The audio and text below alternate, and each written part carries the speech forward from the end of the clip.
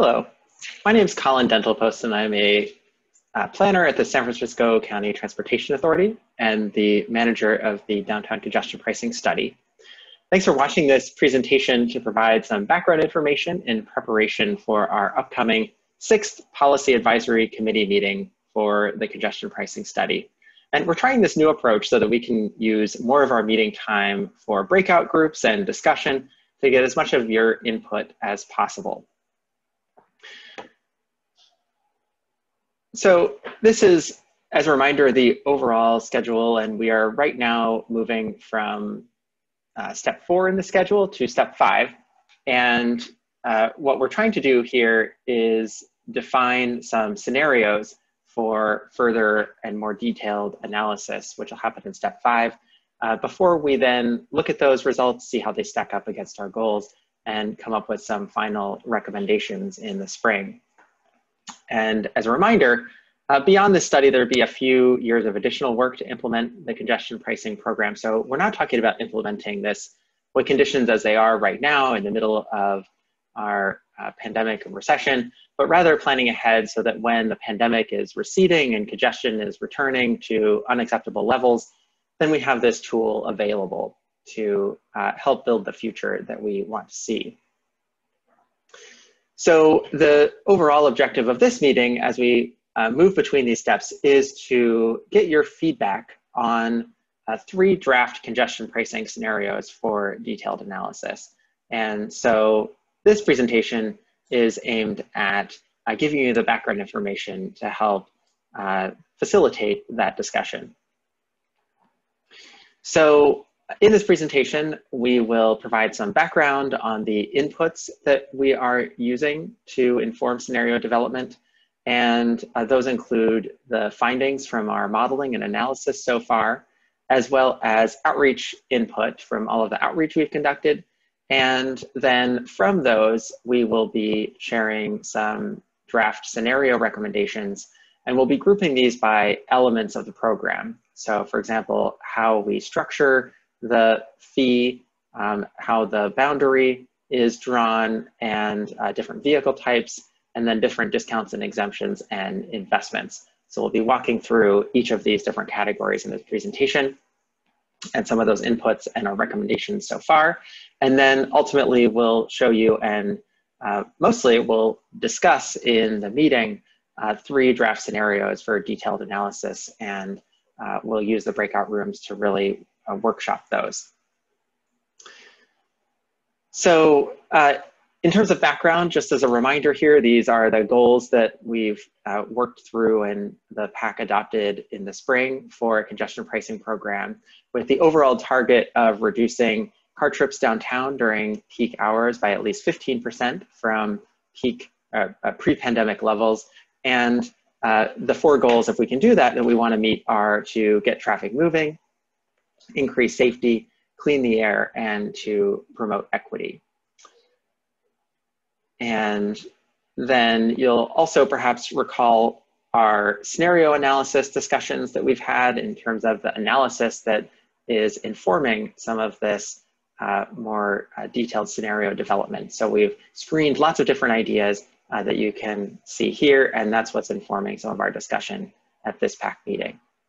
Also informing that discussion will be the input that we've heard from a lot of outreach that we have been doing over the course of this year, and particularly since the summer. So as you'll recall, we have focused a lot of our outreach on co-creation workshops. This is where we work with partners in communities of concern, especially, and work with folks in those communities to co-design a congestion pricing program idea that could work for people in those communities and with a real focus on equity. So we've held those workshops in Chinatown, the Bayview, Tenderloin, Mission Bay, Visitation Valley, also on the west side, the Mission and Soma. And we have some upcoming workshops as well with regional stakeholders that we're planning. So the workshops focus on those communities of concern, including low-income communities and communities of color. And also we've got some input from seniors and people with disabilities there as well. And some of those have also been entirely in language. So that's a main focus. In addition, we've done a lot of broader outreach. So that includes reaching out to lots of community groups, holding presentations and some public meetings as well with folks who are interested.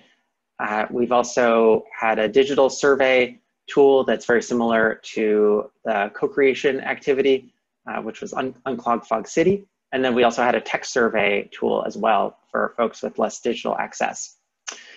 WalkSF has also done some work in this area as well, collecting input from lots of stakeholders in the Tenderloin and SOMA and the Bayview. So we're grateful for that work they've done, and we have incorporated some of those findings into this, into our work as well. So beyond all of that, we also just did a lot of notification to let people know about these different ways to share their input with lots of posters and working with the media and also social media as well. So from all of that outreach, we have heard a number of key themes that keep recurring. And overall, it's hard to say that everyone agrees one way or the other about congestion pricing. Our input varied widely from folks who are strongly supportive of the idea for meeting our different goals. And on the other hand, folks who have really deep concerns and opposition to the idea for different reasons, including some of these common concerns here. So some of those concerns include the issue of affordability and concerns about whether a program could be equitable. Another concern is whether public transit would be up to the task of carrying the folks that it would need to and making that work, especially given recent service cuts due to the pandemic.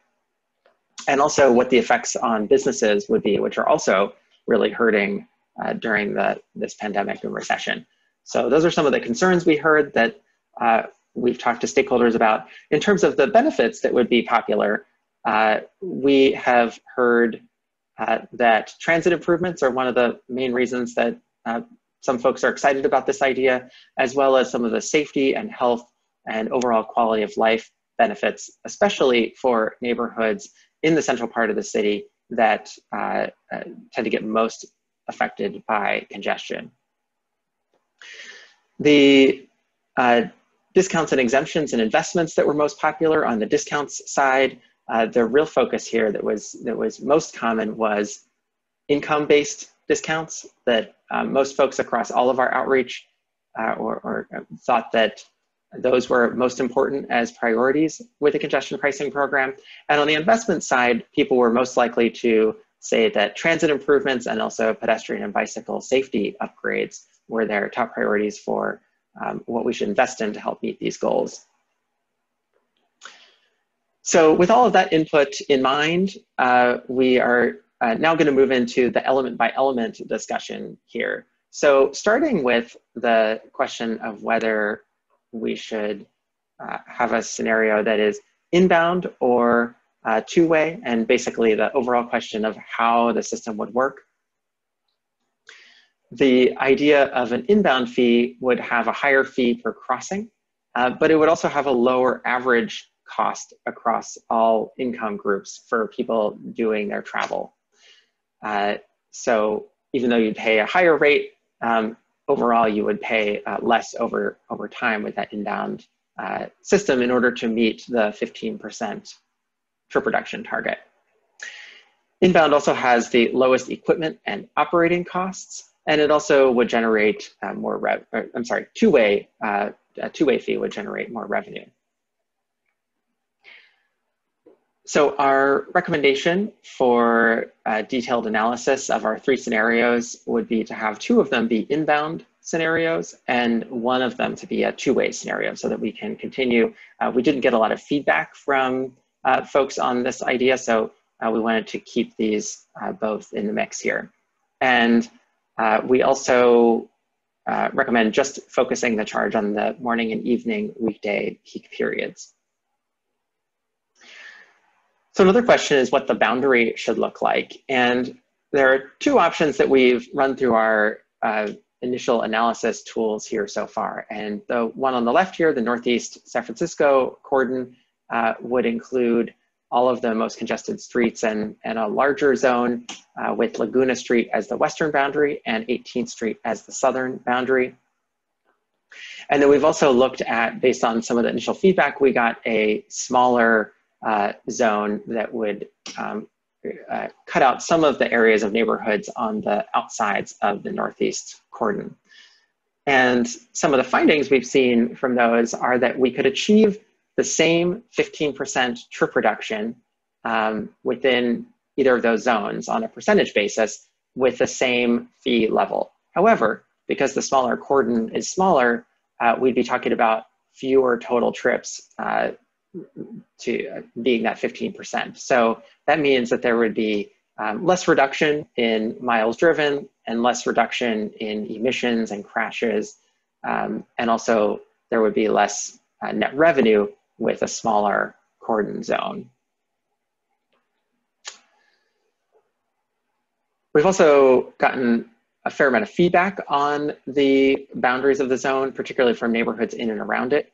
And so among those, Hayes Valley is interested in being inside the zone because of all of the traffic congestion focused around Octavia Boulevard. We heard from Mission Bay, different stakeholders had very different opinions about whether they were interested in being in the congestion zone. In Chinatown, there were very widespread concerns about the effects of equity on equity and merchants. So we heard quite a few concerns there. Meanwhile, the Tenderloin folks were much more interested in potential safety and transit benefits that being in the congestion pricing zone could bring. And then some of the neighborhoods around the border, namely Potrero Hill, the Mission, and Japantown, primarily just didn't want to have their neighborhoods split. And a lot of the concern was about exactly where the boundary was and wanting it to go around their neighborhoods rather than right through the middle.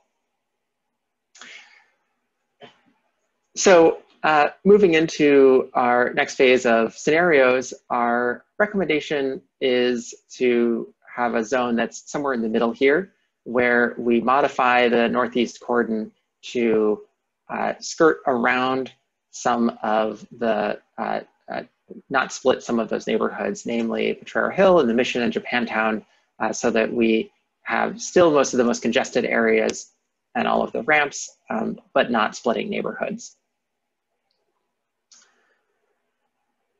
So in terms of different vehicle types and how they would get priced, our primary focus here is looking at ride-hail vehicles because we know that they contribute substantially to congestion.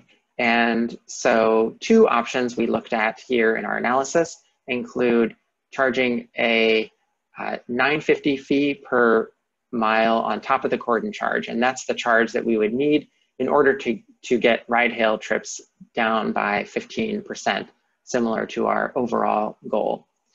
Another option would be to just charge the same rate, whether you're taking a ride-hail trip or taking your personal vehicle across the cordon. So we would just charge a flat fee. The difference would just be that ride-hail trips would also be charged if they are inside the zone entirely and don't cross the cordon. And that would reduce ride-hail trips by about 6% overall within the cordon. Public input on this indicated that Uber and Lyft should pay their fair share. There was a lot of concern about the impact that they've had on congestion. On the other hand, there are definitely folks who rely on Lyft and Uber to get around, particularly people who don't own cars and folks with disabilities who wanted to make sure that their trips would remain reasonably affordable. So our recommendations going forward across the three scenarios would be to include a per trip ride-hail fee equal to the cordon fee for others in all scenarios, so that everybody would be paying that same rate, but it would apply to those internal ride-hail trips as well as ones that cross in or out of the zone. As well, we did some thinking about vehicles that ought to be exempt from the fee, and a draft recommendation here is to include transit vehicles and other government vehicles, emergency vehicles, as well as taxis and vehicles that are carrying more than 8 people. So now we're going to move into discounts and exemptions, and there are a lot of different options here. So first of all, looking at income-based discounts, we are thinking about here who should be paying the congestion fee to drive. And in our analysis, we looked at a couple of different options, but found that the fee exemption for very low income drivers and combined with a 50% discount for the next tier up of low income drivers would be able to reduce or maintain our travel costs for these income groups, which was one of our success metrics under our goals. And in order to do that, that would add $350 to the base fee for other drivers. We also found from public input that this idea was the most common priority among all modes of outreach. So people across the board were pretty concerned about making sure that we protect people who are low income. And also some participants thought that the discounts we were looking at did not go far enough and wanted to see those discounts deepened and expanded for folks in those low and moderate income categories. So beyond just the very low to low categories. So going forward, we recommend that all of the scenarios we do our detailed analysis of include at least 100% very low and 50% low income discounts. And on top of that, we are recommending that 2 of the 3 scenarios include deeper income-based discounts. So we would have a full exemption for very low, a 67% or 2/3 discount for the low income folks, and a 33% moderate income. So a more graduated tiered system. Moving on to transit discounts. This was another way to reduce travel costs for people who are low income. And what our analysis found is that we could not provide free transit for people in both the very low and low income categories, given the available revenue that congestion pricing would generate. However, a couple of ideas that would be feasible could be either free transit into downtown for very low income riders, or expanding the transit discounts beyond very low to also cover low income riders. And these options would be layered with the driving discounts. So they would enable people to save money, whether they're driving or taking transit when combined together. And in public input, this was a very popular idea. People chose this as a top priority, whether they were taking the online survey or also folks in our co-creation workshops as well. And so our recommendation is to include free transit for those very low income folks, so people who qualify for Lifeline currently, in 2 of our 3 scenarios. People with disabilities could also get a discount, and that's not modelable using our tools. However, one thing we do know is that we would need to design the system to avoid potential abuse. And but that said, discounts for drivers with disabilities were popular in the surveys and co-creation workshops. And so what we recommend doing is including a 50% discount for people with disabilities across all of the scenarios that we analyze. And one thing to also remember is that because we're including those at least very low and low income discounts, and sometimes even moderate income discounts in all of our scenarios, that means that these other discounts we're talking about would be on top of those and would primarily be a benefit for people who are in those middle and higher income groups and have these other situations as well. So moving on to a bridge toll discount, the idea here is somebody could save some money, have some of the bridge toll that they paid refunded if they're also paying the congestion fee. And what we found here is that the math works out such that it would increase costs for other drivers a little more than it would save bridge toll payers, but it would just shift costs between the folks who are bridge toll drivers and other middle and higher income drivers. And it would also increase by increasing the base fee by $1. Public input found that this was a moderately popular idea, both in our co-creation workshops. It was less popular in the survey, but some people did still select it. And so our recommendation is to include a partial bridge toll rebate in one of our 3 scenarios. So another idea is a resident discount, where we could offer residents a 50% discount, and that would increase the base fee by about $2. And similar to these other discounts, that this would benefit the middle and higher income residents, given that we already have income-based discounts that we're talking about. This was a moderately popular idea. There were some residents who thought that residents of the zone should not have to pay at all, given that they live there. And so overall, our recommendation is to include a 50% resident discount in one of the 3 scenarios. And then we move on to a daily cap. This is the idea that we could charge a daily cap, for example, at 2 times the inbound congestion fee. So basically, you wouldn't pay any more after you do 2 round trips per vehicle. And the idea is that's feasible. It could happen.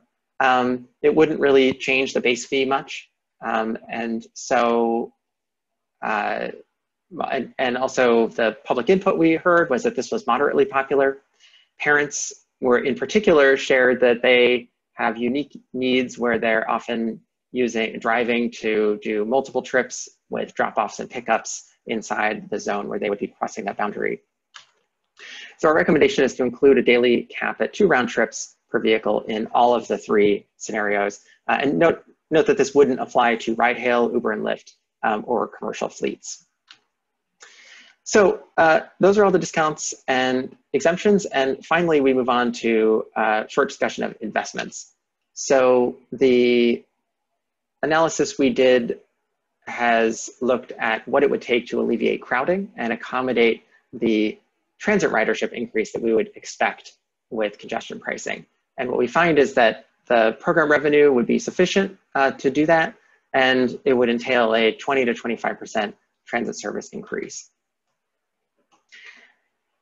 What we found is that the revenue would range substantially that we have to spend on other elements to meet our goals after we already account for the system cost and the baseline transit service that we would need. And a couple of the key variables here are that a smaller zone would generate less revenue than a larger zone. And also among discounts and exemptions, if we add those income-based discounts and exemptions, that would generate more revenue given that it would be increasing the fee on higher income folks than options that include discounts for residents and bridge toll payers. Those would result in less overall revenue. So the overall range of revenue is pretty broad. It could range from 3 million to 60 million net after that transit service increase and paying the system costs, depending on which scenario and which of these elements we go with. Public input really prioritized transit improvements and pedestrian bicycle safety upgrades as the most popular investments people wanted to see as part of the program. And then other elements that were also common selections or things people prioritized included repaving, transit ambassadors, given perceived safety concerns or actual safety concerns, and paratransit improvements, and then school buses were also a popular idea as well. So our recommendation moving forward is a 20 to 25% transit service increase as a baseline for all scenarios to address ridership increase, and then also then to prioritize investment for revenue that is available after that service increase, to prioritize those transit investments, which can include more service, higher capacity, and more access to reach transit, and also safety improvements, particularly pedestrian, bicycle, and traffic calming projects. And we could also add other elements that would help meet our goals as well, but these would be the priorities. So putting all of these elements together into some recommended scenarios, again, is going to be the focus of what we're going to be workshopping in our session together on the 22nd. And so we'll be thinking about what should be in each scenario, what gets held constant, and what trade-offs we want to be looking at. We're not trying to identify the perfect scenario at this point. What we're trying to identify is which things we want to be seeing, how they trade off, and which meet our goals better, so that we can look at those comparisons. And so this is what it would look like if we put all of the elements together with the recommendations that I've just gone through. And most of them, as you can see in white, would remain the same. And the items that are highlighted are the things that would vary between the different scenarios. So this is something we look forward to discussing at length in the meeting, and really getting into the meat of this in our workshops and thinking about whether this breakdown of what fits where and what we want to be comparing is what makes the most sense. So we look forward to getting your input on this. And that's the end of the presentation. Really appreciate your time. If you have some additional time, we also shared the outreach synthesis of all the input we heard that you can also take a look at before the meeting. And we look forward to hearing your input on the 22nd.